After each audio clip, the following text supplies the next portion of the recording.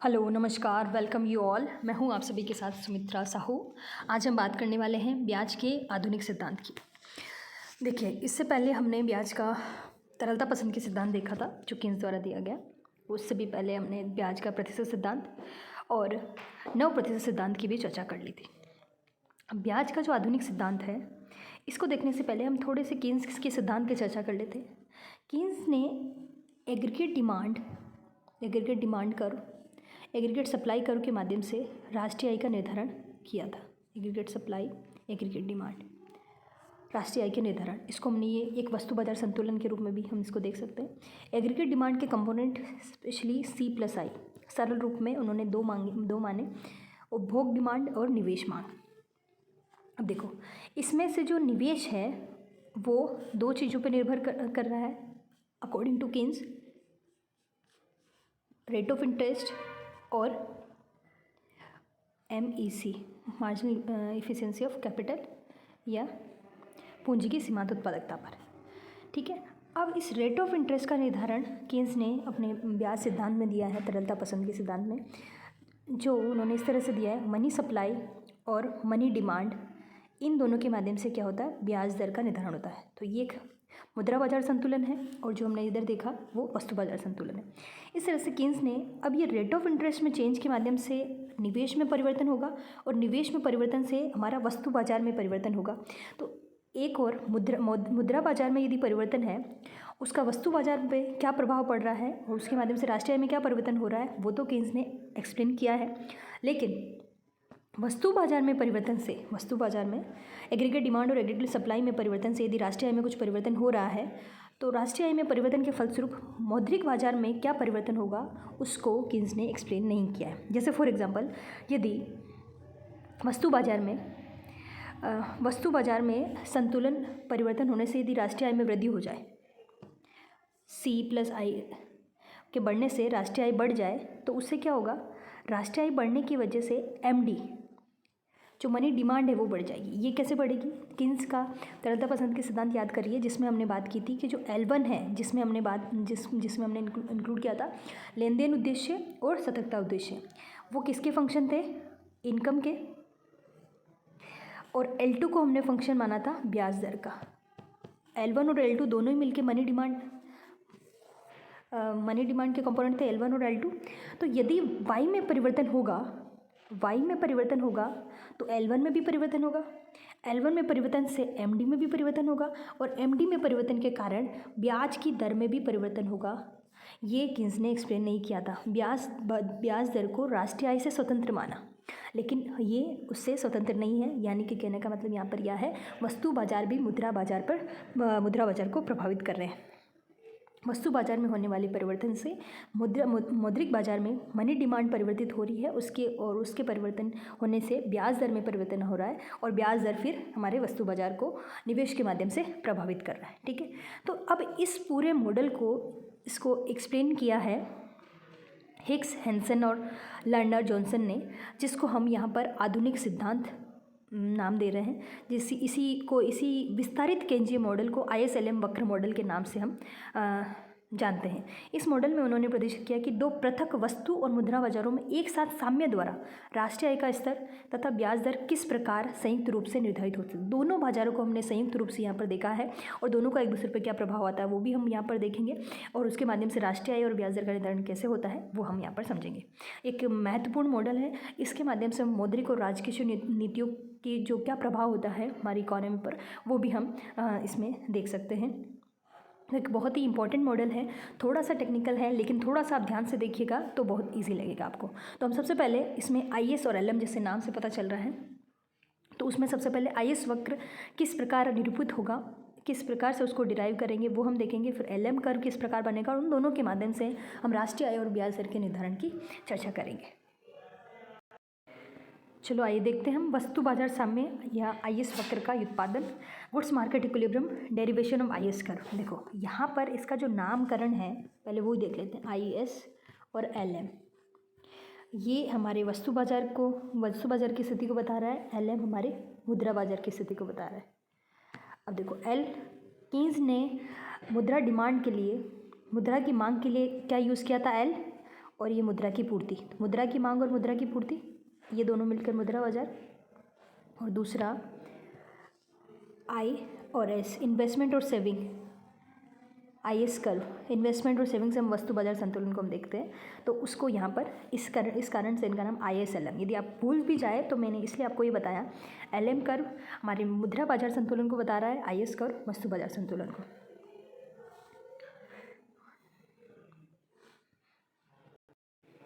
हाँ, अब देखिए इस डायग्राम में देखते हैं हम, आई एस वक्र राष्ट्रीय आय के विभिन्न साम्य स्तरों को विभिन्न ब्याज दरों से संबंधित करता है।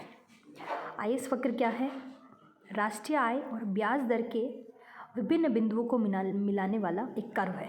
ठीक है, अब ये किस तरह से बना? ये आई एस कर्व हमारा, ये तीसरे डायग्राम में आई एस कर्व क्या है? राष्ट्रीय आय और ब्याज दर के विभिन्न स्तर, ब्याज दर के विभिन्न स्तरों पर हमारा राष्ट्रीय आय का क्या स्तर होगा, वो जो कर्व बता रहा है वो आई एस कर्व है। आई एस वक्र राष्ट्रीय आय के विभिन्न स्तरों को विभिन्न ब्याज दरों से संबंधित करता है। I S curve relates various equilibrium level of income with different rate of interest. अलग अलग डिफरेंट रेट ऑफ इंटरेस्ट पे हमारी राष्ट्रीय आय का स्तर क्या होगा। ठीक है, अब यहाँ पर ये कैसे आई एस कर्व कैसे डिराइव हुआ उसको देखेंगे। देखो, ब्याज की दर निवेश को प्रभावित करती है। जैसे ही ब्याज की दर कम होगी, ब्याज की दर कम होती है तो हमने बात की थी निवेश बढ़ेगा। निवेश एग्रीगेट डिमांड का एक कंपोनेंट है, तो निवेश के बढ़ने के फलस्वरूप एग्रीगेट डिमांड बढ़ेगी। एग्रीगेट डिमांड बढ़ने के फलस्वरूप क्या होगा? राष्ट्रीय आय बढ़ेगा। वस्तु बाजार संतुलन याद करिए कि इसका सिर्फ हम सिंपली इसको इस तरह से देख लें, ये एग्रीगेट डिमांड और ये एग्रीगेट सप्लाई। ठीक है, एग्रीगेट सप्लाई। तो यदि एग्रीगेट डिमांड बढ़ जाए, आई बढ़ जाए तो क्या होगा? राष्ट्रीय आय बढ़ जाएगी। इस तरह से ये रहा। यहाँ पर भी हमने एक्स एक्सिस पे राष्ट्रीय आय लिए और इस बार इधर एग्रीगेट डिमांड। जो कीन्स का वस्तु बाजार संतुलन था वो यही है। यहाँ पर हमने वाई जो लाइन है सी प्लस एस हमारी एग्रीगेट सप्लाई कर्व को भी बता रही है, 45 डिग्री लाइन है, और जहाँ पर एग्रीगेट डिमांड एग्रीगेट सप्लाई के बराबर होगी। अब यहाँ पर ये देखिए सी प्लस आई जो है ये हमारा इनिशियल एग्रीगेट डिमांड कर्व था, सी प्लस आई। अब यदि निवेश बढ़ जाता है, यदि रेट ऑफ इंटरेस्ट में कमी होती है, यहाँ पर देखिए पहले हमारा R0 रेट ऑफ इंटरेस्ट पे I0 निवेश हो रहा था, जिसमें हमारा एग्रीगेट डिमांड करके था और राष्ट्रीय आय का स्तर Y0 था। अब क्या हुआ? रेट ऑफ इंटरेस्ट कम होकर R1 हो जाती है। रेट ऑफ इंटरेस्ट कम होगी तो निवेश बढ़ेगा।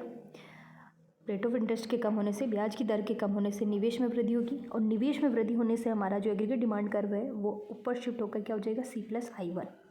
अब यहाँ पर जो हमारा अगला इक्विलिब्रियम लेवल होगा वो क्या होगा? Y1। राष्ट्रीय आय बढ़ गई, तो ब्याज दर जैसे ही कम हुई हमारी राष्ट्रीय आय बढ़ गई।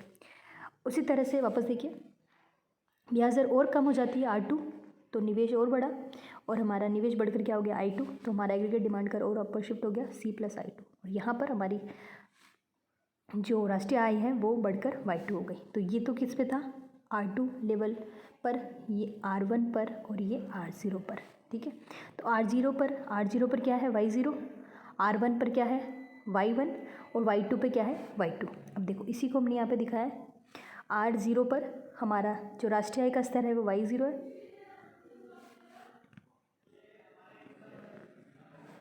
इसको देखो, तीनों को एक साथ देखते हैं। यहाँ पर क्या हुआ? R0 ये वाली लाइन, यहाँ पर हमारा राष्ट्रीय आय का निर्धारण, ये R0 हमने यहाँ से लिया ब्याज की दर, और यहाँ पे हमारा राष्ट्रीय आय का पॉइंट, ये एक पॉइंट हमें मिल गया। इसी तरह से यदि ब्याज की दर कम होकर R1 हुई, R1 होने पर हमारा एग्रीगेट डिमांड का अपवर्ड शिफ्ट हुआ, और ये Y0 और यहाँ पर R2 पे हमें दूसरा पॉइंट भी मिल गया। इस तरह से हमें विभिन्न हमें पॉइंट्स हमें प्राप्त होंगे, इनको मिलाने से जो हमें कर्व मिलेगा वो क्या होगा? IS curve. ठीक है, इस तरह से हमने ये IS कर्व का डेरिवेशन देखा, ये बहुत इजी था। इसमें तो IS वक्र का विभिन्न ब्याज की दरों के अनुरूप आय के विभिन्न संतुलन स्तरों को व्यक्त करता है हमारा IS कर्व। ब्याज दर जितनी कम होगी निवेश की मात्रा उतनी अधिक होगी, इसलिए राष्ट्रीय आय का साम्य स्तर उतना ही अधिक होगा। इस प्रकार आईएस वक्र ब्याज दर और राष्ट्रीय आय के स्तर के उन विभिन्न संयोगों का बिंदु पथ होता है जिस पर वस्तु बाजार साम्य की स्थिति में होता है। ठीक है, आईएस वक्र के प्रत्येक बिंदु पर वस्तु बाजार क्या होगा, संतुलन की स्थिति में होगा। आईएस वक्र क्या है, फिर से देखो, आईएस वक्र ब्याज की दर और राष्ट्रीय आय के उन विभिन्न संयोगों का बिंदु पथ है जिस पर वस्तु बाजार ये वाला वस्तु बाजार क्या है, साम्य की स्थिति में, हर पॉइंट पे साम्य की स्थिति में है। ठीक है, अब हम यहाँ पर देखेंगे आईएस वक्र नीचे की ओर गिरता हुआ ऋणात्मक ढाल वाला है, तो हम ये देखेंगे कि ये ऋणात्मक ढाल वाला ही क्यों है। ये अपवर्ड स्लोपिंग भी हो सकता था, या कौन से कारक है जो इसकी स्लोप को प्रभावित करते हैं। ये ऐसा ही क्यों बना, ये और ज़्यादा स्टीप भी हो सकता था, ये ऐसा भी हो सकता था, ये ऐसा भी हो सकता है। तो ये किस कारकों पर निर्भर करता है। तो पहले हम देखते हैं आईएस कर्व ऋणात्मक ढाल वाला क्यों है। ऋणात्मक ढाल होने का कारण वैसे हमने देख लिया, तो ऋणात्मक ढाल इसलिए है क्योंकि हमने बात की ब्याज दर में यदि कमी हो रही है, ब्याज दर में कमी होने पर निवेश बढ़ेगा, निवेश के बढ़ने पर एग्रीगेट डिमांड बढ़ेगी, एग्रीगेट डिमांड में वृद्धि से हमारी राष्ट्रीय आय में वृद्धि होगी। तो देखो राष्ट्रीय आय में और ब्याज में कैसा रिलेशन है, जब ब्याज दर कम हो रही है तो राष्ट्रीय आय बढ़ रही है। ठीक है, इस कारण से इनमें हम क्या देखते हैं, ऋणात्मक ढाल। आईएस कर्व का क्या है, आईएस कर्व क्या ब्याज दर और आय में तो संबंध बता रहा है। तो जब ये घट रही है, ब्याज की दर कम हो रही, तो राष्ट्रीय आय में वृद्धि हो रही, इस कारण जो आईएस वक्र है नीचे की ओर गिरता हुआ होता है। दूसरी हम बात करें कि आईएस वक्र का ढाल, slope of the IS curve किस पर निर्भर कर रही है। स्लोप क्या है, इसका ढाल कम है, ज़्यादा है, ये इस तरह से होगा, ये किस पर निर्भर करेगा। अब देखो, इससे पहले हम ये समझे, उससे पहले एक बार ये देख लो, हमने इलास्टिसिटी पढ़ी थी, मांग की लोच, मांग की कीमत लोच, मांग की आय लोच, सबके बारे में हमने चर्चा की थी। तो लोच की जब हम बात कर रहे हैं, इलास्टिसिटी की जब बात कर रहे हैं, तो दो फैक्टर की बात करते हैं कि यदि एक चर में परिवर्तन होने से दूसरे पर क्या प्रभाव पड़ रहा है, ये हम देखते हैं, और कितना प्रभाव पड़ रहा है। तो यदि कोई भी डिमांड कर्व है अपना, जैसे डिमांड कर्व मानते हैं उसको, हम कीमत ले रहे थे, ये एक हमने ये कर्व बनाया, तो ये क्या है, ज़्यादा इलास्टिक है। ज़्यादा इलास्टिक क्यों है कि प्राइस में थोड़ा सा भी परिवर्तन होने पर डिमांड में बहुत ज़्यादा परिवर्तन हो रहा है, तो इसको हम क्या बोल रहे थे, ये अधिक लोचदार है।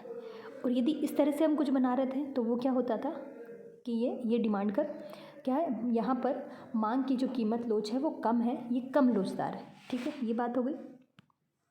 दूसरी हम बात करें ढाल की, तो एक ये कर्व है और एक ये कर्व है, सॉरी इसको सही बनाना, ढाल किसका ज़्यादा है, इसका है। ये कैसे, ये भी हमने डिस्कस किया था।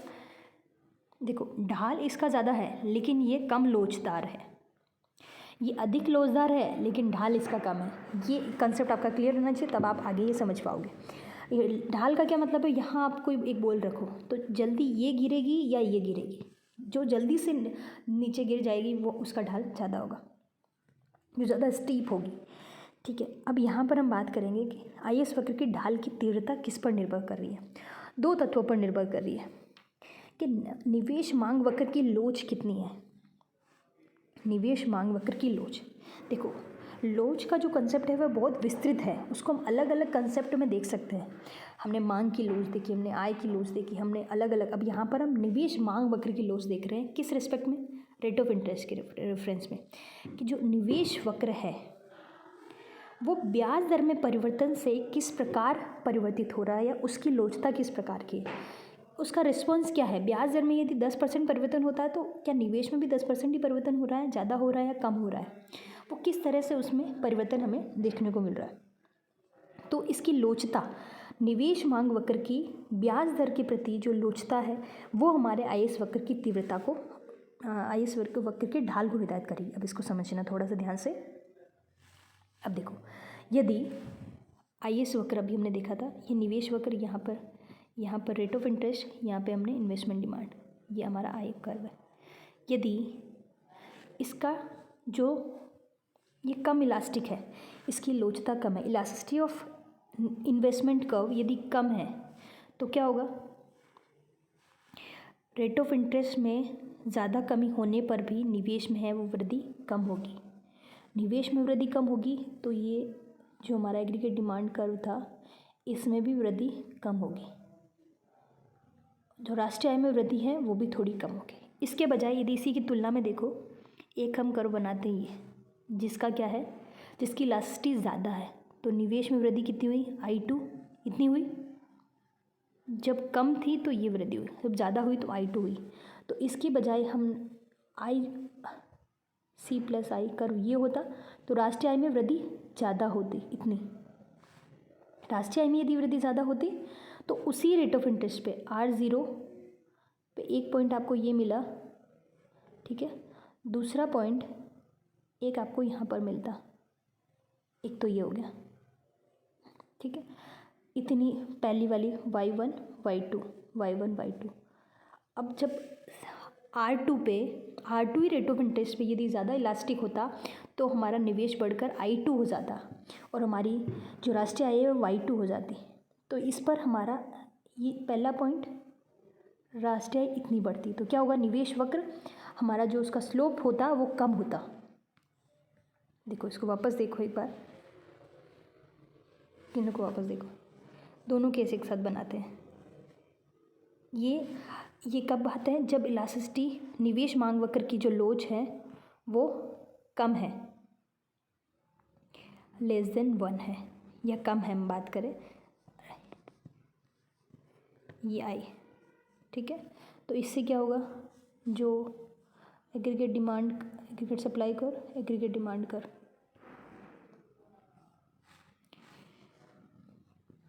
तो ब्याज में अधिक परिवर्तन से भी निवेश में कम परिवर्तन होगा। तो ये हमारा एक पॉइंट ये हमारा आइस कर्व हो गया, ठीक है। अब सेम यहाँ पर ये देखिए, अब दूसरा कर्व हम बनाते हैं जो इससे ज़्यादा लोचदार है, इस तरह से। ये भी R1 पे ही है और ये भी R2 पे है, यहाँ पे लिखा नहीं जा रहा है, आप देख लेना, y1 y2। तो इससे क्या होगा, आई में ज़्यादा बढ़ोतरी हुई तो एग्रीगेट डिमांड कर्व है वो थोड़ा अपवर्ड शिफ्ट होगा। तो अपवर्ड शिफ्ट होने की वजह से राष्ट्रीय आय में ज़्यादा परिवर्तन होगा। अब R2 पे ही, R2 ये R1 था, ये तो एक वही पॉइंट रहेगा, R2 पे हमारा जो दूसरा पॉइंट होगा वो ये होगा और हमारा IS कर्व होगा वो इस तरह से बनेगा, ठीक है। तो ये क्या हुआ, जब निवेश मांग वक्र की लोच कम है, जब निवेश मांग वक्र की लोच कम है तो क्या होगा, हमारा IS कर्व का ढाल अधिक होगा, ढाल अधिक है इसका। और जब निवेश मांग वक्र की लोच अधिक है, सॉरी यहाँ पर लोच अधिक है, यहाँ पर तो कम थी, निवेश मांग वक्र की लोच अधिक है तो IS कर्व का ढाल कम होगा, ठीक है। इसको वापस देखो, एक लाइन में लिख लो, यदि निवेश की जो लोच है वो कम है तो क्या होगा, ढाल अधिक होगा, मतलब जो IS कर्व है ज़्यादा स्टीप होगा। इसी तरह यदि लोच अधिक है, निवेश की लोच अधिक है कहने का मतलब इस तरह से बन रहा है, तो IS कर्व क्या होगा, IS कर्व का जो ढाल है वो कम होगा या वो मोर फ्लैट होगा, ठीक है। क्लियर, ये कैसे होगा ये भी मैंने बता दिया आपको। देखो यहाँ सीधी सी बात है, इतना याद भी नहीं रहे आपको तो आप ये ध्यान रखना, क्योंकि यदि रेट ऑफ इंटरेस्ट में थोड़े से परिवर्तन से यदि निवेश में बहुत अधिक परिवर्तन हो रहा है तो हम बोलते हैं कि निवेश मांग वक्र की लोचता अधिक है। निवेश में बहुत अधिक परिवर्तन हो रहा है। रेट ऑफ इंटरेस्ट में थोड़ी सी कमी से निवेश में बहुत अधिक वृद्धि होगी, तो राष्ट्रीय आय में भी बहुत अधिक वृद्धि होगी। IS कर्व किस तरह से बनेगा? IS कर्व को बनाते समय आप देख लो, 2 पॉइंट आपने यहाँ पर लिए। यदि इसको ज़्यादा वृद्धि करोगे तो ये ज़्यादा फ्लैट बनेगा, तो वही बात है। यदि उसकी लोचता अधिक है तो ये ज़्यादा फ्लैटर होगा, उसकी लोचता कम है तो ये कम फ्लैट होगा या स्टीप होगा। ठीक है, इतना सा आपको ध्यान रखना है। ठीक है, अब हम बात करेंगे IS कर्व में परिवर्तन या उसमें शिफ्टिंग किस तरह से हो सकती है। ठीक है, हमने पहले बात कर ली IS कर्व का जो ढाल ऋणात्मक है वो क्यों है। IS कर्व का ढाल ऋणात्मक इसलिए है क्योंकि रेट ऑफ इंटरेस्ट के कम होने की वजह से निवेश बढ़ रहा है। निवेश बढ़ने से एग्रीगेट डिमांड बढ़ेगी, एग्रीगेट डिमांड बढ़ने की वजह से राष्ट्रीय आय बढ़ेगी। तो इस कारण से रेट ऑफ इंटरेस्ट और राष्ट्रीय आय में विपरीत संबंध होने के कारण वो ऋणात्मक ढाल वाला है। उसका ढाल किस पर निर्भर कर रहा है? इलास्टिसिटी, निवेश मांग वक्र की लोच, और एक चीज़ और है वो हमने देख ली, निवेश मांग वक्र की लोच, और दूसरा साइज ऑफ मल्टीप्लायर पे, ये मैं भूल गई थी, वापस देखिए इसको। एक तो elasticity of investment curve with respect to कितना? रेट ऑफ इंटरेस्ट, और दूसरा साइज ऑफ मल्टीप्लायर। इससे तो आप परिचित हैं ही। साइज ऑफ मल्टीप्लायर क्या था? वो किस पर निर्भर करता है? MPC 1/1 - B, ये थी मल्टीप्लायर की वैल्यू हमारी, इसकी इक्वल थी। तो किस पर निर्भर कर रही थी? B पर। B क्या था? MPC या सीमांत उपभोग प्रवृत्ति पर निर्भर कर रही थी। यदि MPC ज़्यादा होगी, MPC क्या थी ये भी भूल गए तो अपन देख ले। इनकम में परिवर्तन से कंजम्पशन में कितना परिवर्तन हो रहा है। यदि इनकम में 10% परिवर्तन होता है और कंजम्पशन में भी लगभग 8% या 9% या 10% के बराबर भी परिवर्तन हो रहा है, उससे ज़्यादा परिवर्तन हो रहा है, तो हम क्या बोलेंगे? MPC ज़्यादा है, कि इनकम के बढ़ने से हमारा जो कंजम्पशन है पहले से ज़्यादा गति से बढ़ रहा है, तो हम बोलेंगे MPC ज़्यादा है। तो MPC जब ज़्यादा होगा तो क्या होगा? मल्टीप्लायर की वैल्यू ज़्यादा होगी। मल्टीप्लायर की वैल्यू ज़्यादा होगी तो जो हमारे राष्ट्रीय आय में जो वृद्धि है, यदि 100 रुपये निवेश में वृद्धि होने पर मल्टीप्लायर की वैल्यू यदि 2 है तो राष्ट्रीय आय 200 के बराबर ही बढ़ेगा। और यदि मल्टीप्लायर की वैल्यू 5 है, क्योंकि MPC यदि ज़्यादा होगा तो मल्टीप्लायर की वैल्यू भी ज़्यादा होगी, तो ये राष्ट्रीय आय क्या होगी? 500 के बराबर बढ़ेगी। तो MPC ज़्यादा है, MPC ज़्यादा है तो देखो इस डायग्राम को देख लो। ये एग्रीगेट सप्लाई कर एग्रीगेट सप्लाई कर एग्रीगेट डिमांड कर, इसको हम Y=C+S भी बोल सकते हैं। ये हमारा एग्रीगेट डिमांड कर है जिसमें C+I है। अब यदि मल्टीप्लायर की वैल्यू बहुत ज़्यादा है तो राष्ट्रीय आय में वृद्धि ज़्यादा होगी और ये IS कर्व हमारा क्या होगा? ज़्यादा फ्लैटर होगा। वही बात है, जब भी फ्लैटर होने का मतलब है राष्ट्रीय आय में वृद्धि ज़्यादा होगी तो ये इसका ढाल कम होगा, फ्लैट होगा। MPC ज़्यादा होगी तो MPC ज़्यादा होने पर निवेश के बढ़ने पर राष्ट्रीय आय में अधिक गुना वृद्धि होगी और IS वक्र का ढाल कम होगा, या उसको ऐसे बोलो, ढाल कम के बजाय ये बोलो ज़्यादा फ्लैट होगा वो। ठीक है, ये हमारा हो गया IS वक्र का ढाल किस पर निर्भर करता है वो हमने यहाँ पर देख लिया। अब हम बात करते हैं IS वक्र में विवर्तन की, शिफ्टिंग इन IS कर्व। ठीक है, यहाँ पर शिफ्ट किस कारण से होता है? शिफ्ट हम यहाँ पर देखते हैं कि यदि किसी ऑटोनोमस फैक्टर में उसमें यदि परिवर्तन हो जाए तो हमारे IS कर्व में परिवर्तन हो सकता है। जैसे यहाँ पर हम बात करें, स्वतंत्र और स्वायत्त व्यय का स्तर ही IS वक्र की स्थिति निर्धारित करता है। स्वतंत्र व्यय हमने किसकी चर्चा की थी? जो आय पर निर्भर नहीं कर रहा है।